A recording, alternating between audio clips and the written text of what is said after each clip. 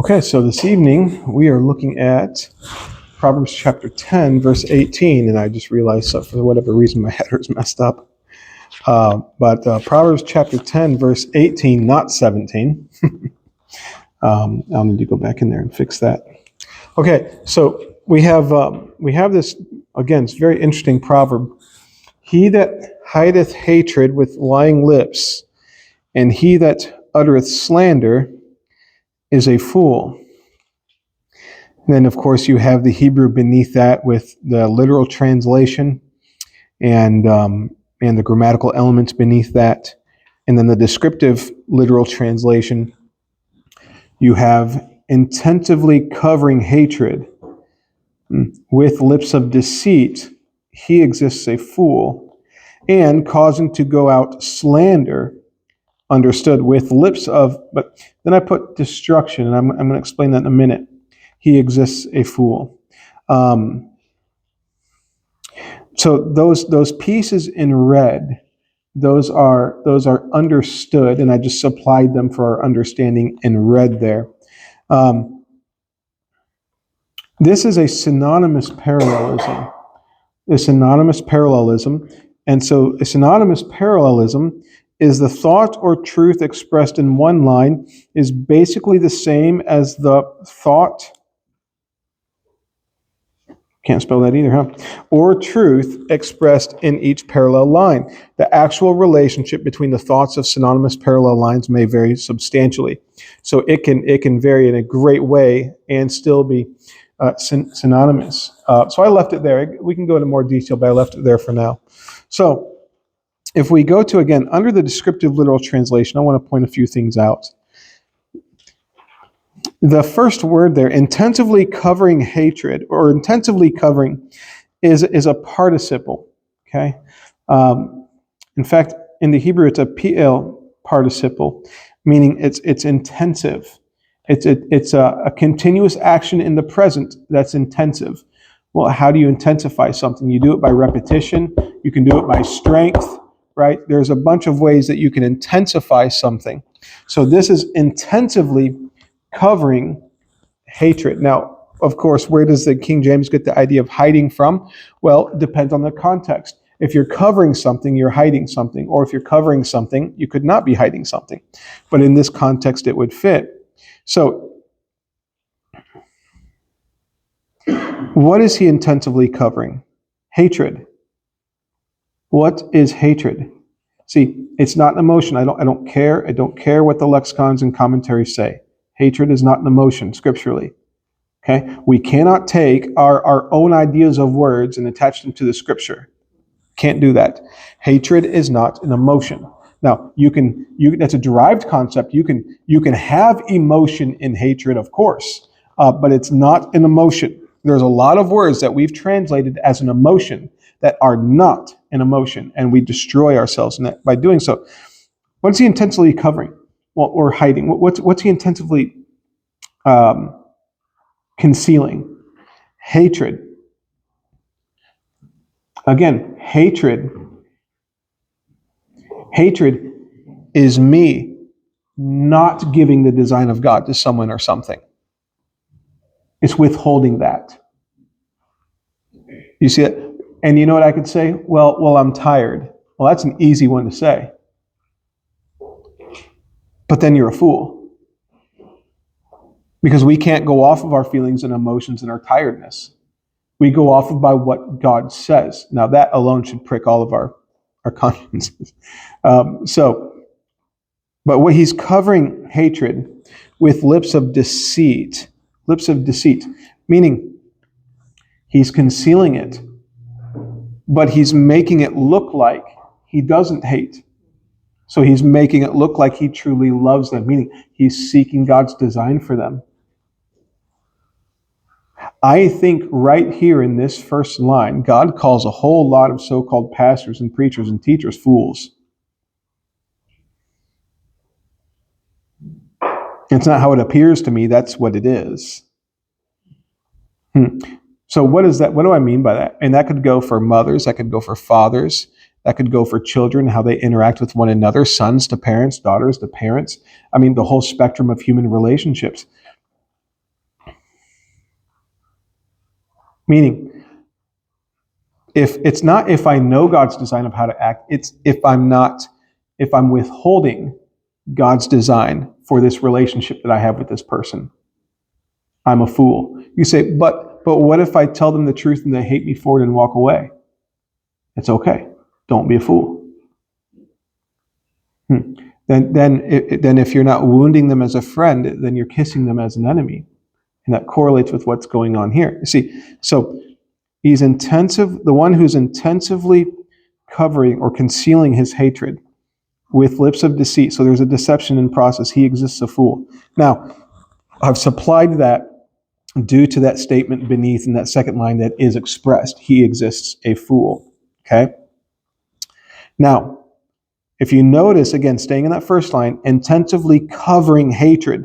So you have that concept of hiding with what? With lips of deceit. Right? So you have the deceit with deception, with that hiding. Okay? Now, if we go down to the second line, it begins with another participle, okay, which is giving continuous action. But this is, in the Hebrew, this is a hiphil, meaning this is causative. This is causative.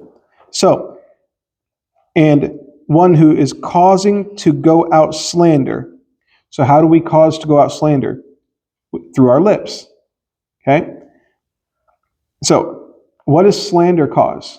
Destruction. What does concealing hatred cause? How does that, concealing hatred, you do that through deception. Well, causing to go out slander is with lips of destruction.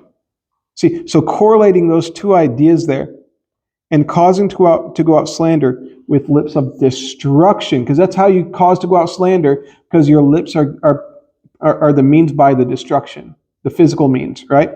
He exists, a fool. Now, let's take that first part of both lines, intensively covering hatred and causing to go out slander. So, intensively hiding hatred, okay? Let's say hiding for an hour, covering, hiding. Keep that in mind. Can I intensively hide hatred and not be causing myself to do it? I can't. You see, if I move my body in any way or thinking, I'm causing myself to do that. This whole concept like, oh, I fell into sin. No, you didn't. You're a liar. You caused yourself to violate the design of God. See, we've got our little worded things that we say to kind of step back from the responsibility of it, but that doesn't exist in reality. So to intensively hide hatred or to cover hatred with lips of deceit, right? So to withhold that which belongs to them by the design of God, to hold that back with lips of deceit.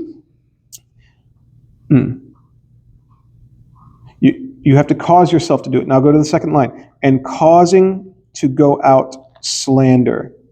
Okay, so you see how the intensively covering and causing to go out slander, these two concepts are synonymous. Okay, we see that? Intensively covering or hiding and causing to go out. So I'm covering my hatred with lips of deceit. So what am I causing? And then the causing to go out of slander. So again, synonymous. Now what about hatred and slander? Are those synonymous concepts? Yes, they are. So, and then we have lips of deceit and lips of destruction. Clearly, the rest of this is synonymous. But so I wanted to point a few things out and get familiar with that before we dive in this evening.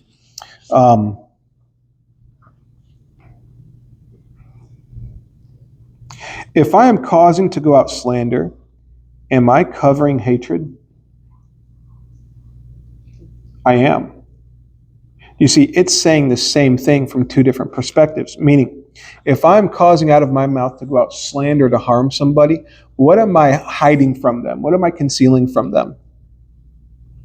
Right? What am I doing? I'm holding back the design of God. So it's not looking at it the same way, but it is a synonymous concept here.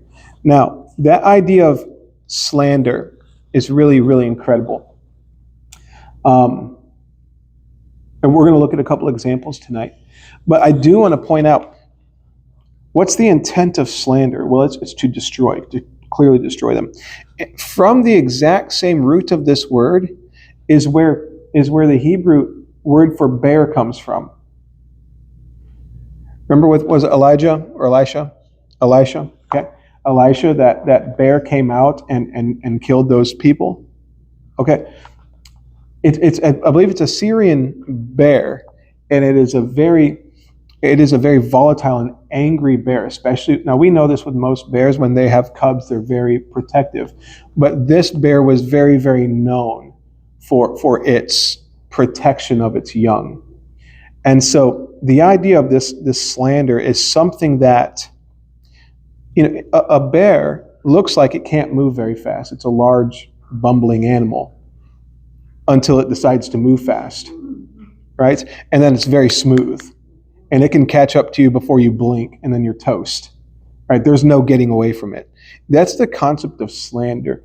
It's that rapid, it's that kind of like a smooth, rapid movement for the purpose of destruction. Okay? So to cover hatred, meaning to conceal, to make it look like I care for somebody, but I'm concealing, holding back God's design for them, and causing to go out slander. You can tell that these two things are looking at the same thing from two different perspectives, and it's covering quite a field of things. Now, I'm covering this to begin with, of course, because I only did 4 pages again for our time, and with all the introduction, I did not get to a whole lot of the intricate writing, and another 4 to 6 hours needed to write all of this down. So I wanted to wrap our mind around this. Now,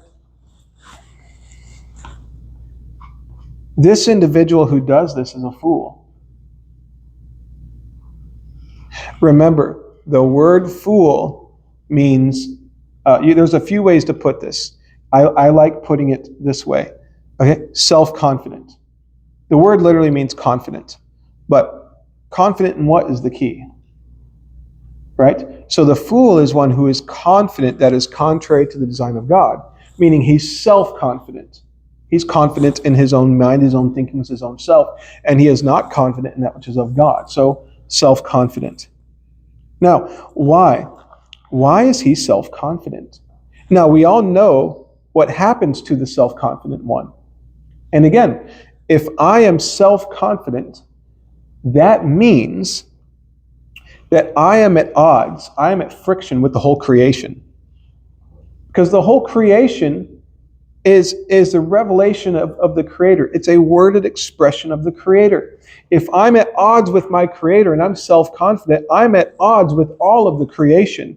And there's no way for me to interact in it properly, because I've changed my thinkings. People seem to try it today. They try to change what 2 + 2 equals. They'd never build a house that way, though. In reality, there's only one way to think when it comes to math that works. There's only one way, and it's the established way of God's design. To try to then say, I reject that whole concept, I'm going to come up with my own concept, and then I'm going to build a house with my concept. Well, you're at odds with all of math. You're at odds with the very wood you're building with. It doesn't work that way. You're not going to build anything of value at all, or of any use whatsoever. All you're going to do is build a burn pit, because that's all it's going to be good for. And that's the believer or unbeliever who is existing in his own thinkings. The difference being in that correlation is that the one who is a fool, who is self-confident, is destroying everybody around them to the degree that they are influencing those people. Okay, so it's much worse. But that's a decent example. Another example is the transgenderism. I mean, we can play all day that we're something we're not, but it doesn't work that way, right? So I wanted to point those things out.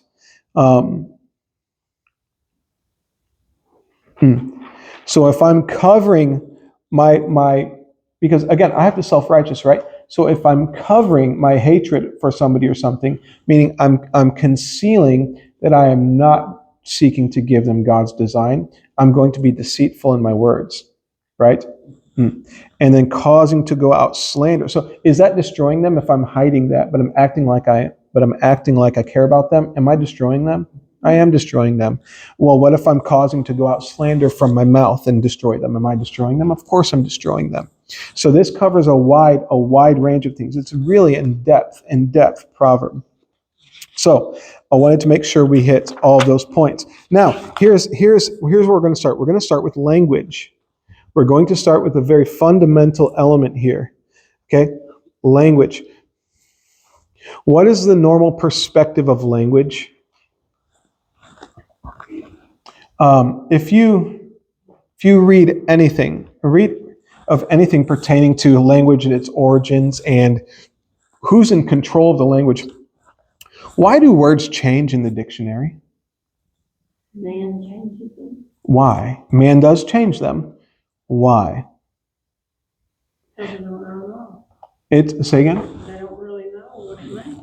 Well, right. So there's words that go out of use, so they go into disuse, and they're no longer. So those kind of go away. They're not really much printed in the newer dictionaries. But then there's the newer words that come up, and then those get put in the dictionary. And you see, and then what do? We take words that have existed. Have you ever looked at the etymology of a word? And where it came from and how it came from Latin or French or Greek or however it came into the language, what it originally meant, and then now what it means today. Who changed the meaning of those words? Man changed the meaning of those words. So what? Say again? Affecting no more. Correct. So in the mind of a normal human, who owns the language they speak? Who gets to decide what things mean? But God does, correct. But in the normal mind of man, being that we're the ones that put words out of disuse and we add words and we change the definitions, we have a perspective that however I use the language, that's what it's going to be. Meaning I own the language.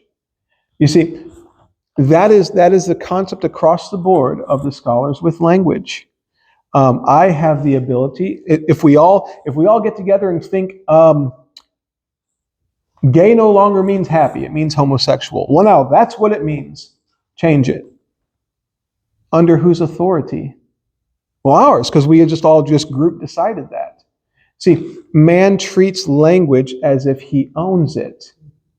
Now we've got a big problem. What is the mindset? Is it godly or ungodly? The mindset of the group of people that control language. Ungodly, meaning they're fools. They're self-confident from the ground up. And they're the ones that adjust the meaning of language. And then people cause firmness to Christ. And then they take that whole language system that they've grown up with and everything and all of the word meanings with that authoritative structure and they apply it to the Word of God. We've got a big problem, don't we? All of a sudden, we got some huge problems. See, that's what we've done. That's what we've done. Now, the fact is that, so let's look at the origin of language. Let's build it. Because the reason we're going to language, what's coming out of this person's mouth? Language. It's an inaccurate use of language. Why is there an inaccurate use of language? Because he's self-confident. How is he self-confident in this way? He's the decider of what he's going to speak, how he's going to speak it, and what he means by it. He's going to conceal how he thinks things should be concealed and be deceitful, and then he's going to just to destroy people with his words as he deems, right? So he's the the fool is the authority of everything pertaining to everything, but pertaining to language, it's his to work like a puppet for his own benefit. Okay? So that's why he's a fool, because he doesn't have the authority to do that. So, number 1 here on page 2, the origin and nature of human language. Language did not begin at creation. I could spend a whole lot of time explaining how the nature of the origin of what the scholars believe language is, and how Sumerian or cuneiform is the very first language that existed, and then all languages came from that. I could go through of how everybody, but it's just dumb. It's wrong. It's horribly wrong. So we're just going to start here. The fact is, language did not begin at creation. Well, hold up. I thought only God existed pre-creation. Correct. So what is the nature of language? What nature does it carry? What value does it carry? Whose is it? It's the Creator's. This goes right back to you and I own nothing of ourselves. You see, I don't have the authority to think of words of how everybody defines them and thinks they are. I don't have that authority, and neither do you. We have the responsibility to see how God has defined these terms according to who He is. You see, I don't have the authority to say whatever I want to say. It's not as simple and it's not as pharisaical as you can't say these words here, these are curse words. Everything else in the language you can say. Well, just as those words are corruption of other words that are violational, so is the whole mindset. All of it from the ground up. It doesn't mean English is wrong. It means we need to think and use English as God's designed it to be used. Okay, I'm doing quite a bit of work on that. So, language didn't begin at creation. God could have created everything in whatever way He wanted to. He could have thought it. He could have thought all of it into existence by the way it was all in His mind, all at one time, and it never came into His mind at one point, pre-creation. It always existed in His mind. Could He not have then just blinked or thought it and poofed the whole thing and everything is at one time is set and running? Of course He could have. Well, then why did He do it the way He did it? What? Could He not have, again, thought everything and say, in His mind, thought it, and just, it all came to be? Could He not have snapped His fingers and see, there's a million ways that you and I don't even know about that He could have done it. But what did He use? He used language. He spoke it into existence. Language pre-exists creation. Period. Which shows the nature and character of language and its accurate usage. And anything outside the nature and character of the Creator is a violational use of language. It goes far beyond just saying bad words. No. Meaning we're to be thinking in His nature, His character. It almost sounds like we've gone over this, right? But the other aspect that is inseparable from that is the language itself carries His nature and His character and who He is. And we're to use it in that manner. We're to use it in that manner. But then He spoke everything into existence. You realize that, and then the whole creation is a worded expression of the Creator. Language is inseparable from the creation. I mean, as a whole, I mean, everything. You can't separate it. So, language did not begin at creation. We can clearly see that language pre-existed the creation of all time, space, and matter in Genesis 1:3, where it begins with, "And God said." And God continues to create all the way through day 6 by speaking all the different aspects of creation into existence, excluding man that He formed out of the dust of the ground, and the woman He created from Adam's rib. We can also see in Genesis 1:26 that God speaks within Himself before man is ever created. So, language was not something simply that God created so that man could communicate with creation. This is an element of who He is. He's speaking amongst Himself. Let us make man in our image. The use of language was not limited to just him speaking to man. Right? This was established in him and existed eternally in him. Language did. By the way, that very language that eternally existed in him and still does is what he gave to Adam and Eve. Because when he's saying, "Let us make man," it's in the same language as everything else. And he communicated with man. Man communicated back with him in that exact precise same language. It's really incredible. Yes? So communication existed in heaven, I'll say heaven. Sure. Even before creation, because of the time like when Lucifer was cast out of heaven, Mm-hmm. so there was communication. So, yes, the angels are part of creation. So the angels themselves didn't predate creation. So they're part of creation. But yeah. So that is another point, though. So language is used by the angels. We can clearly see that, and so it has that. It has that in there as well. Now I know there's a common thought that angels pre-existed creation, but they didn't. I'll have to. They're created beings, and there was nothing before creation. So when it states in the beginning, in the Hebrew, it's literally in the headness up, meaning there's nothing. There's no time, there's no space, there's no matter.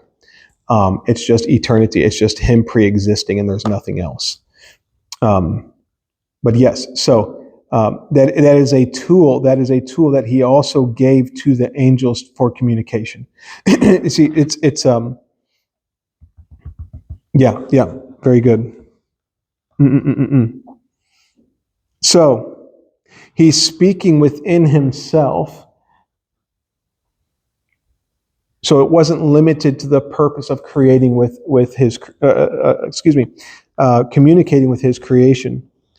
Okay, again, and God said, "Let us make man in our image, after our likeness." Thus, language existed before the creation of man, used in the Godhead, and language existed before the creation and was used by God as a tool to create, form, and fill the creation. The fact that the Creator spoke to Adam, now understand this, the fact that the Creator spoke to Adam comprehending what the Creator said, indicates that the very language that God used to speak creation into existence is the exact same language that God delegated to Adam. Otherwise, we would have different portions of Scripture written differently. So we'll move on. Point number 2, man's authorized use of language. So we see that language originates in the person of God. Language in his perfectness, just like everything else of who he is, perfectly represents him and not reflects, but perfectly expresses him. So what is the nature of man's designed use for it? It's limited by who God is, just like everything else. Point number 2, man's authorized use of language. Language was given to man by God himself as a tool to accomplish his design in life. In the very first part of verse 26, I guess I should put the chapter in there too, huh? God reveals that he created man in his image and as according to his likeness. The word man is translated from the Hebrew word Adam, meaning mankind, and this word takes in both male and female human beings. The reason Adam is named Adam is because he's the first human being.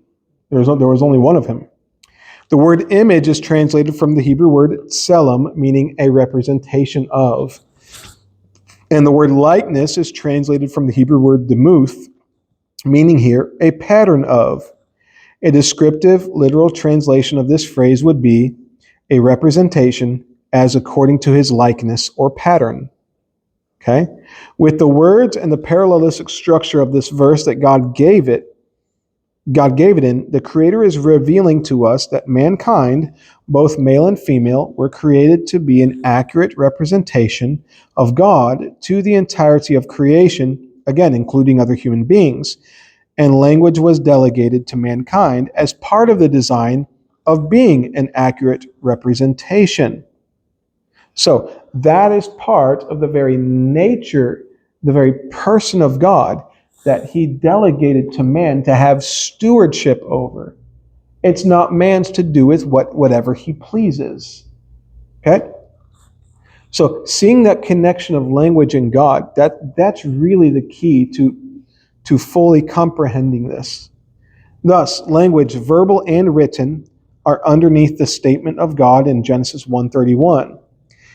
And God saw everything that he had made, and behold, it was very good. The words "very good" are translated from the Hebrew words "tov ma'od," meaning that the completed creation at the end of day 6 was perfectly executed according to the perfect design of God. No error, no mistakes, nothing could have been done better, no part was missing or lacking another part. It was a perfect representation of the Creator himself. Therefore, language was perfect, whole, complete in every aspect, understood perfectly by the creation, including the humans, and language was not lacking any aspect. And I will say this again, including writing. There's an evolutionary perspective that is very, very prominent, like we were talking about with the origin of language. It's hugely inaccurate. God created everything perfectly, and pre-violation, you can't do any better. And we can get into details and stuff later of absolute evidences, but this isn't evidence. But then to think that they were too ignorant to know how to write, so God made them ignorant on purpose. But then later on, oh, man got smarter and we learned how to write. You see, what do we do by doing that? We make written language our own. Instead of it being God's along with spoken language, now the written language, that's ours too. No, it's not. No, it's foolishness. This means that written language was part of God's perfect design, carrying his perfect nature, and did not come into existence due to the violation in the garden. And there's a lot there. But we'll continue. If there was imperfection in the language, think about it. If there was any imperfection in the language, Adam might have had the excuse of not understanding God's directives. And thus the reason for his violation would indicate that God did not equip him with what was needed to fulfill his design, making the language not good. And God would not have done what he said he did, making the creation very good. Meaning, if there's any failure, could you imagine God doing something and it being a failure? But if language itself was lacking any part, then Adam and Eve would have had an excuse. Oh, we didn't fully comprehend you. You didn't create us to you created us, so we just didn't know. No, that was never the excuse. It was always the finger pointing. Meditate on this and read it. All of the instruction and detailed instruction, all the grammatical elements of how the Creator gave them imperative commands. Guess what they understood? They understood the imperative commands. They understood the infinitives. They understood the whole structures as a whole, individually and as a whole. They understood it. So there's nothing that they didn't understand. All right, so to think otherwise is to allow the influence of evolution into one's perspective of Scripture, attributing falseness to the person of God himself. If one believes Adam's language could have got better, then one believes that God is not who he says he is. And one must claim that what God said is in fact not true. That is, creation was not perfect, and God is a liar. And he's no liar. So who's the fool? Not him. So if I'm self-confident about something, I'm the fool in that way, and not him. So, you see, when we see that accurately and then we study Genesis, it carries a whole new weight and a whole new light. It really does. And there's I can show you again, not tonight, or maybe if we got a couple more hours.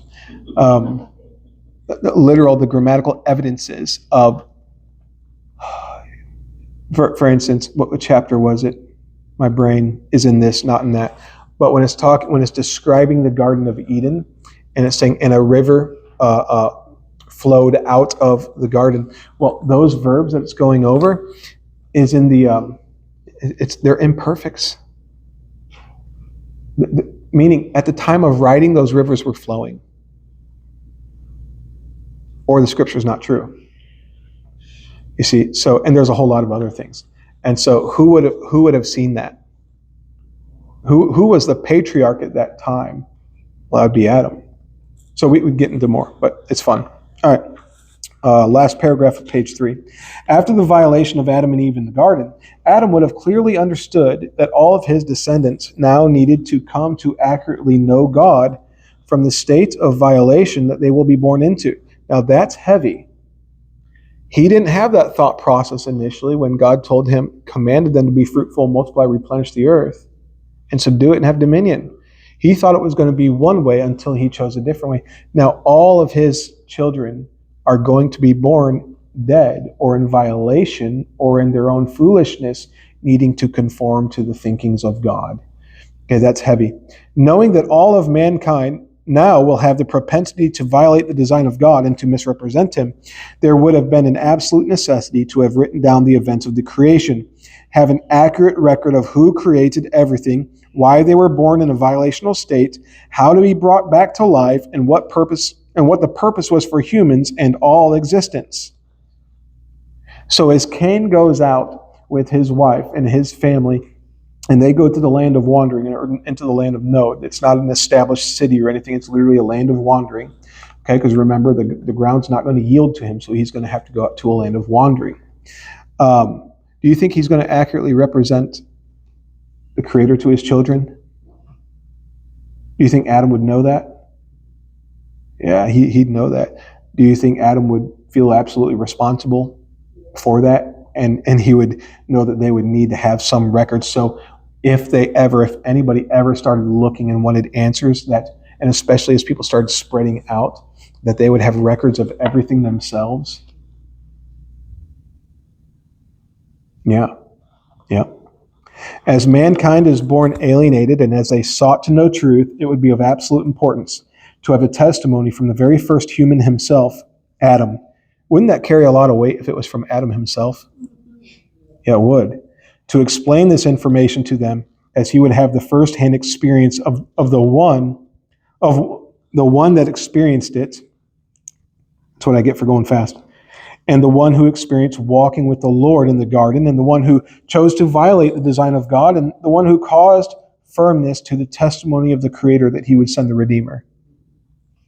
Well, that would carry some huge weight, having that record, which is what we would call now the first 4 chapters of Genesis.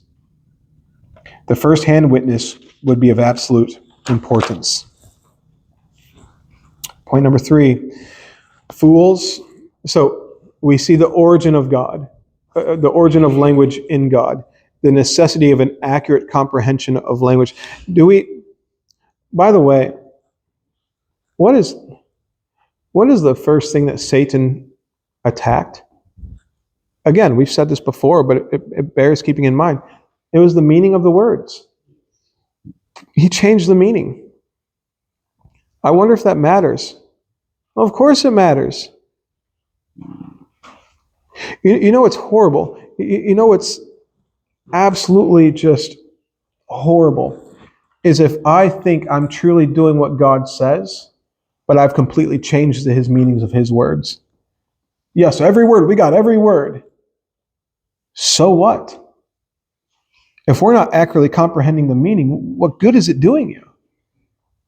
If you didn't preserve the meanings of the words in your heart, then what's the point of memorizing the words if you're just going to change the meaning? That's not going to benefit. Satan did that. Satan does that. So maybe he'd be a pretty good modern Christian. Because he doesn't actively seek to comprehend precisely what God gave. But he knows what God gave, but he twists it for his own benefit. All right, so there's a lot there. So humans desiring to be as God. Do you see that? If there's so much here with the language, I'm having a hard time pulling out which file I want to pull out because it all needs to come out.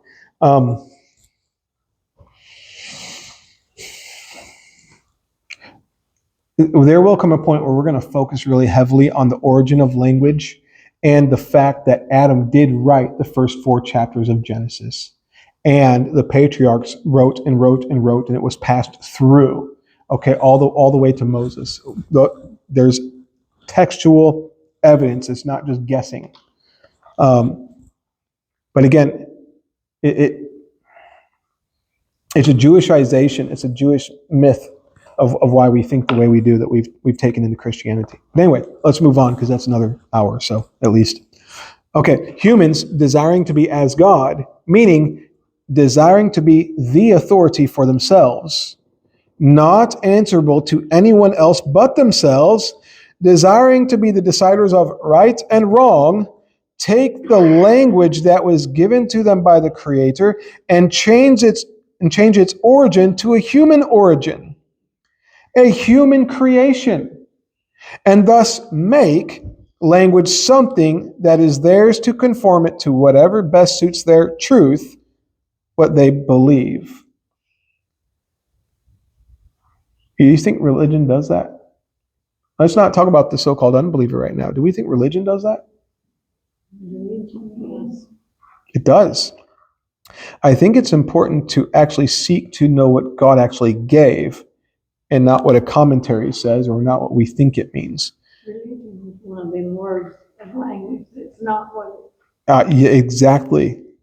So they then corrupt the words with errant and false meanings to fit their own belief system, including the name Jesus. We alter who Jesus is to fit our wants and our needs. We conform him to our image. So this is what fools do. In their self-confidence, in their self-authority, they cause firmness to their wicked thinkings as wise thinkings, and thus destroy themselves and all they influence. Go to Numbers chapter 3, verse 17, please, as an example.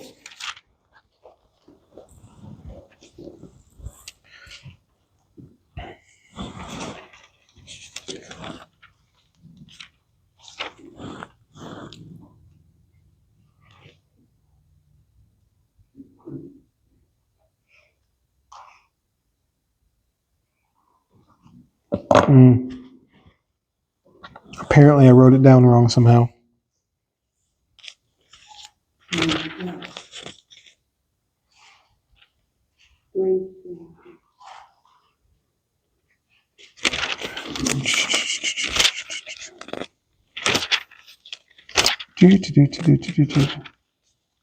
Okay, I don't have my phone with me either. Here we go. It's probably 13. Yes, 13. 13, please. Numbers 13. Yes. Verse 17. This is the evil report of the spies. Okay? By the way, the evil report is this same word that's used here in the second line for slander. It's an evil report. It's the exact same word that's used here. Now, again, the word has a neutral meaning in a sense, but in this case, it's in the foolish way of being used. Now, Joseph brought an evil report of his brothers in the field, but it was because it carried the content of what they were doing, so that wasn't an error. This we're going to see is in violation. So Numbers 13, verse 17, and Moses sent them to spy out the land of Canaan, and said unto them, Get you up this way southward, and go up into the mountain, and see the land, and what it is, and the people that dwelleth therein, whether they be strong or weak, few or many. Now hang on. Didn't they all know that God has already told them it's yours?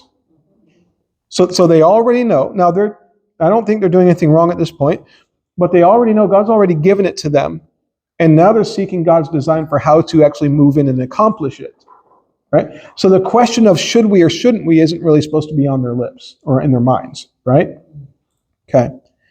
Verse 19. And what the land is that they dwell in, whether it be good or bad, and what cities they be that they dwell in, whether in tents or in strongholds. All of that are key elements of how to prepare an attack. And what the land is, whether it be fat or lean, whether there be wood therein or not, and be ye of good courage. and bring of the fruit of the land. Now the time was the time of the first ripe grapes. So they went up and searched the land from the wilderness of Zin unto Rehob, as men came to Hamath. And they ascended by the south and came unto Hebron, where Ahiman and Sheshai, I am not good at reading this in English, I'd rather it be in Hebrew, and Talmai, the children of Anak were. Now Hebron was built 7 years before Zoan in Egypt. And they came unto the brook of Eshcol, and cut down from thence a branch with one cluster of grapes, and they bare it between two upon a staff, and they brought of the pomegranates and of the figs. The place was called the brook of Eshcol, because of the cluster of grapes which the children of Israel cut down from thence. And they turned from searching of the land after 40 days. Now, could you imagine them scouting out the land for 40 days? What type of information they would be getting? There would be no doubt. You would know every blade of grass in that place. And they went and came to Moses and Aaron and to all the congregation of the children of Israel unto the wilderness of Paran, to Kadesh, and brought back word unto them and to all the congregation, and showed them the fruit of the land. And they told him and said, We came unto the land whither thou sentest us, and surely it floweth with milk and honey. This is the fruit of it. Nevertheless, the people be strong that dwell in the land, and the cities are walled and very great. And moreover, we saw the children of Anak there. The Amalekites dwell in the land of the south. The Hittites and the Jebusites and the Amorites dwell in the mountains. And the Canaanites dwell by the sea and by the coast of Jordan. And Caleb stilled the people before Moses and said, Let us go up at once and possess it. For we are well able to overcome it. Now, how would they be able to? Where would Caleb be getting that idea from? Because God said it. What's the issue? But the men that went up with him said, We be not able to go up against the people, for they are stronger than we. And they brought up a what? An evil report of the land. There's that exact same word we're looking at here in Proverbs 10:18. Slander. That's the word translated slander. Evil report. Okay?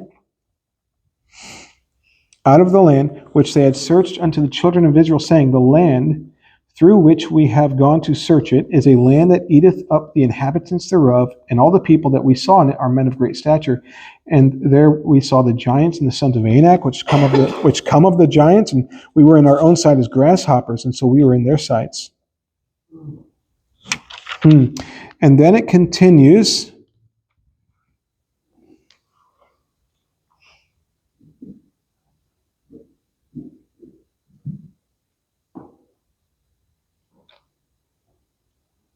I won't get into that. But what did they do?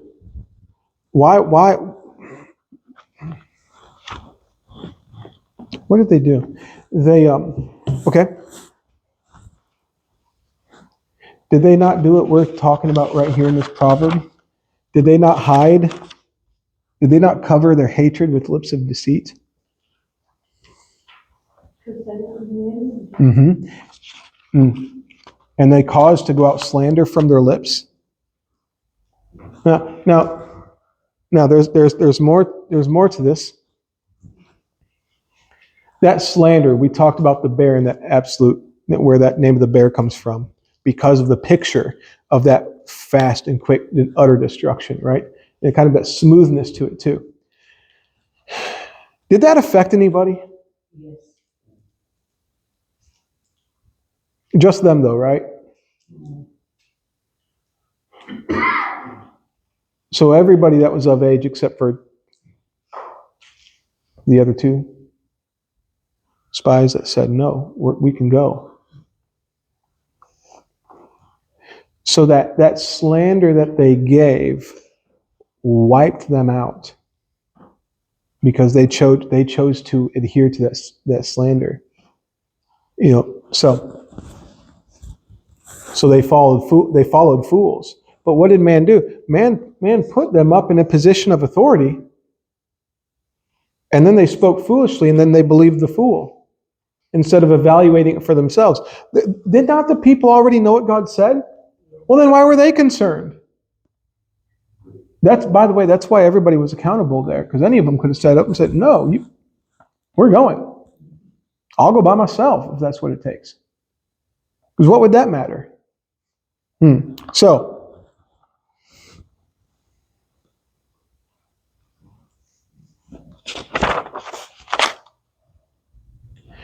They destroyed themselves in all they influences. This is what fools do. Number 4, fools seek to destroy others for their own benefit and use various methods. Since the mind of foolish man is his authority, and he is his own God. By the way, those two statements are saying the same thing. Those would kind of be synonymous statements. Each individual human then establishes what is good and what is bad for himself. He may even decide which humans to care for and like, and which humans to hate and destroy based on the value that he establishes for each person. Is that not what we do? Now, my family is of importance. But, somebody that's outside of my control or what I care about, they're less important. And we do that. We do that all the time. Well, what about people of a different nationality? Do you think we do that? Do you think we decide their value based upon what we think of them? What about people of different color? Haven't we heard that preached a lot historically? So we've heard this foolishness preached a lot historically. So that's what the mind of man does. He decides which humans have what value and what value based upon what they think. And thus we come up with racism. Thus we come up with all of the horrors that man does. By the way, I've done it. I know it.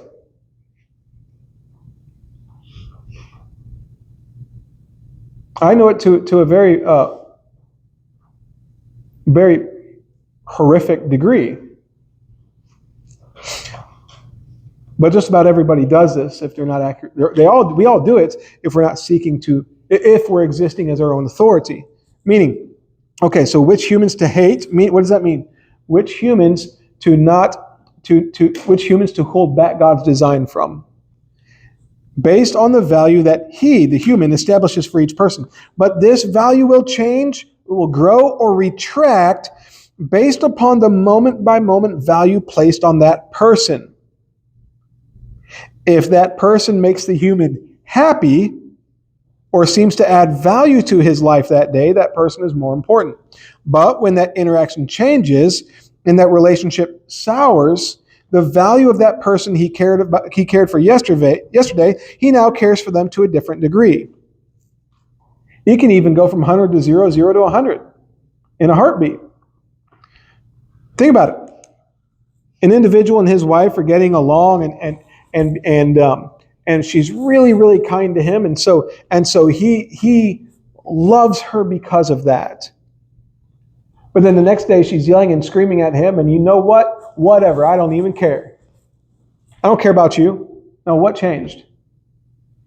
The mind of man changed. Now, the mind of man changes to the point of even laying hands on his wife. You just went from just being all about her to now laying hands on her and harming her. Why? Because you changed her value in your mind based upon how she interacts with you. Right? So my mind is the authority over how I treat my family. You know what? I can really enjoy. We know men like this, and it's all to varying degrees. But I enjoy being with my children. Now, there is an enjoyment that you get with your children when they're obeying and then when they're disobeying, but their value isn't to be changing in our mind, and we're still not supposed to be holding back God's design from them. So I'm talking about an errant perspective of that, Anyway, there's a myriad there's tons and tons of different ways this could occur. But if my mind is my authority, this is how we treat love today, and then we attach this to the scripture. I love this person. Why? Oh, because she does this for me and this for me, and she makes me feel this way. When that stops, you're going to change the value and stop loving her. Like, oh, I guess I just fell out of love. No, you didn't. No, you didn't. You never loved her to begin with. You were selfish, and vice versa. You see, it is It is the wicked mind of man that establishes value on a person or a situation based upon how that situation interacts with me, or how it if I view it as a benefit or not to me. So, the fool can do no other. He is his own authority and is reliant upon his own wicked, structured way of thinking. We give ourselves away without ever thinking we are. Even if he claims to love God, that word gets thrown around. It's thrown around all the time. I heard a wife the other day while I was doing counseling, and she's like, "Well, even if we divorce, I'll always love you." Liar. No, you don't. You don't love him now. You're not seeking God's design for him now. Don't sit there and tell him you love him while you're leaving him. You see, why do we say those things? Because I'm my own authority, and I have to self-righteous. Oh, I still love them, as if that somehow puts a Band-Aid on what I've done. We're pretty ridiculous. Okay, so even if he claims to love God, he does not. One cannot love God and withhold God's design from others and self at the same time. Thus the proverb, he that hideth hatred with lying lips, and he that uttereth a slander is a fool. Now, if we go to that point number 2 at the bottom, where I have, even if he claims to love God, he does not.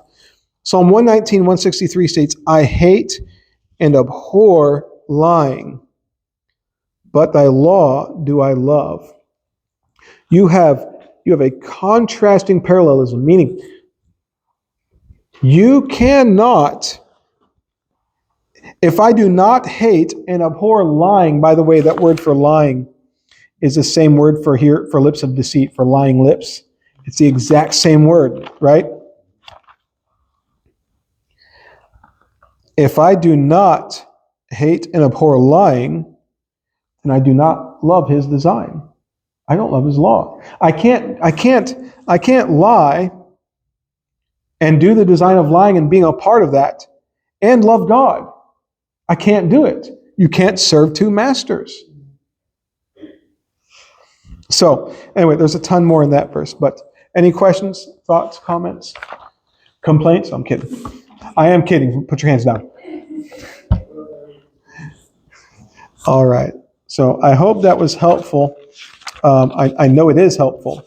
Okay. Very good. All right, well, let's pray. Heavenly Father, Lord, thank you so much for this evening and this time that we've had to spend here in this proverb. And Lord, help us as we continue to learn and grow. And Lord, keep these things in our minds as we continue to acquire them and build upon them. I ask all this in your precious name. Amen.